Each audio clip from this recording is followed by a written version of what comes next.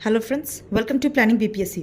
दोस्तों, आज हम बात करेंगे बाल्कन प्लान या इसे डिक्की बर्ड प्लान या इसे इज़्मा प्लान भी कहा जाता है।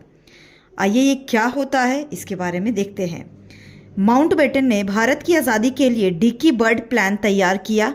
यह योजना general sir Hasting Ismay, sir George Abell तथा लॉर्ड माउंटबेटन की एक समिति द्वारा तैयार की गई।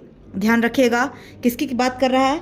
Hasting Ismay, sir George Abel और माउंटबेटन की बात कर रहा है। अब इसको हम कैसे देखेंगे? Hasting Ismay, George Abell, Mountbatten. अगर इनका हम सिंपल सा ट्रिक देखें, ट्रिक नहीं है, बस अर्थ ऐसे याद कोडिंग है जो देख सकते हैं।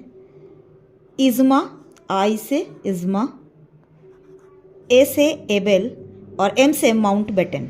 आई एम डिक्की बर्ड प्लानिंग का जो समिति के मेंबर थे उनका नाम था IM, इज़्मा, एबेल, माउंटबेटन। ठीक है। यह योजना दिल्ली में प्रांतीय गवर्नरों की असेंबली के सम्मुख हेस्टिंग इज़्मा द्वारा प्रस्तुत की गई, इसलिए इसे इज़्मा योजना प्लानिंग भी कहा जाता है। हेस्टिंग इज़्मा द्वारा प्रस्तुत की गई थी। ठीक है, प्रस्तुतिकरण इज़्मा ने किया, इसीलिए इसे इज़्मा योजना भी कहते हैं।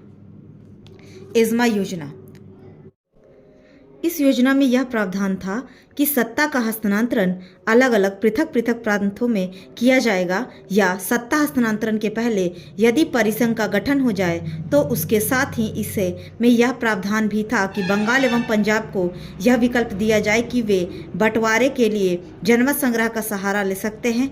इस प्रकार देशी रियासतों के साथ विभिन्न समूहों को छूट होगी कि वे भारत में सम्मिलित होना चाहते हैं या पाकिस्तान में, या फिर अपना स्वतंत्र अस्तित्व बनाए रखना चाहते हैं। देखिए, बेसिकली इसका कहने का मतलब था कि जो रियासतें थीं, जो राजघराने थे, वो अगर चाहे तो भारत में या पाकिस्तान में मिल सकते हैं, और नहीं तो फिर अपना वही राजतंत्र चला सकते हैं।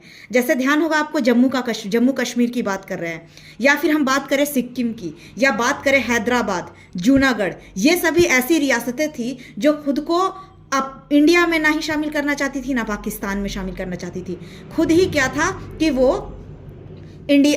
जो था अपना एक स्टेट, अलग देश बना के रखना चाहती थी। इसीलिए सरदार वल्लभ भाई पटेल ने ये कहा भी था कि अगर हैदराबाद, जूनागढ़ को हम भारत के अंदर में अगर हम एक अलग देश का रूप दे देंगे तो ये भारत में पेट में कैंसर की तरह हो जाएगा। सरदार वल्लभ भाई पटेल ने ये बात कही थी।